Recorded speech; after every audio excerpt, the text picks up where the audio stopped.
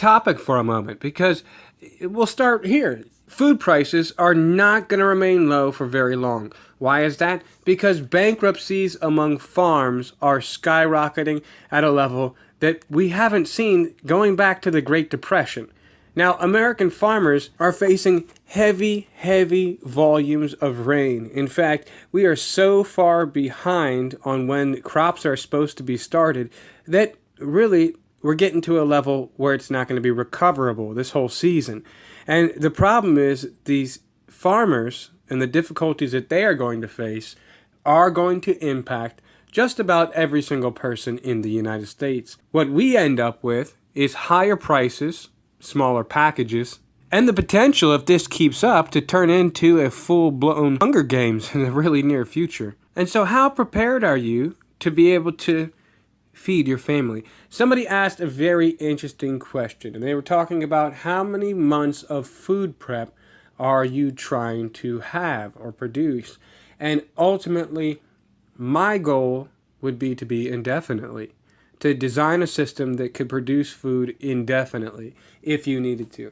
Now, it's very difficult to do that in northern climates, especially if we actually get a grand solar minimum and we do see temperatures beginning to drop a lot. It's just not going to be doable. But for the most part, that should be the goal, indefinitely. One thing, if you have food insecurity, that you should learn how to grow would be microgreens. In fact, that was one of the videos we did just yesterday describing one of our microgreens mixes that we grow and things like that. And it is just so simple. Now, if you're not familiar with it, microgreens are essentially a superfood. They have every vitamin and nutrient, tons of vitamin K, folate. You know, you have pea shoots that have more vitamin C than blueberries. So you also have pea shoots, or not pea shoots, but sunflower shoots, which have an enormous amount of protein. So you could survive off of a crop that can grow in a windowsill within 7 days. And it might not be, everything, but for the most part, if you had a small space, some fluorescent lighting, and a couple shelves, you could really have some intensive food production in a really small space. So I was just wanted to bring that up since we're on the subject of how comfortable you are with your ability to provide food for your family if the grocery store system we see right now were to change dramatically. And there's a very real possibility this could happen. You see, they operate on a very tight margin at grocery stores. They feel inflation in a very negative way because whenever prices become too high compared to the wages that people are receiving, people just don't buy things. And, there are some necessities, there are some staples, and of course, they definitely will try to charge a lot more for that. But for the most part, people will slow down their purchases. And then it leads companies to do very strange things. We've been seeing recently this shrinkflation where we see the packages getting smaller and smaller. Now, this has happened in a supposed recovery. This has happened in a supposed economic expansion.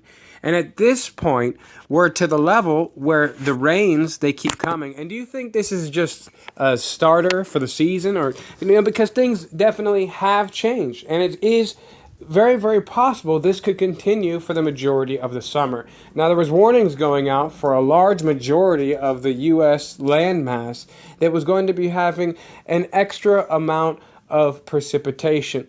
So it's not something that has an end in sight, and we saw a lot of farmland, it went underwater. A lot of farmers had their entire crops lost. They had their animals lost. This wasn't an event, a one-time event that was in the past.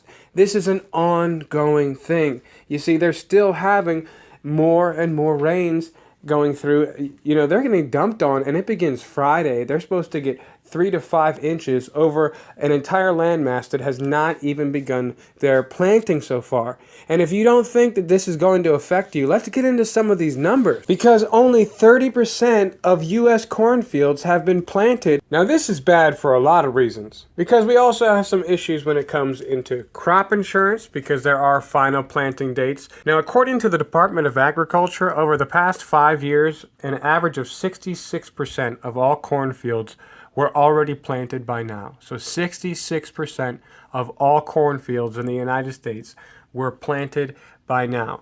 So farmers only having around 30% of the U.S. 2019 corn crop, that's nearly cut the entire production of the United States in half the rate at which it's being planted. And more rains are coming. So the soybean crop, it's also only 9% planted. So the 5-year average in the U.S. is that 29% of the U.S. Soy crop would have already been planted. Now it's particularly bad in Minnesota. We see that they are only at 21% planted. So the average for Minnesota at this point is that they are 65% planted by this date. In North Dakota, they're only 11% planted. And by this time, typically the 5-year average is 43%.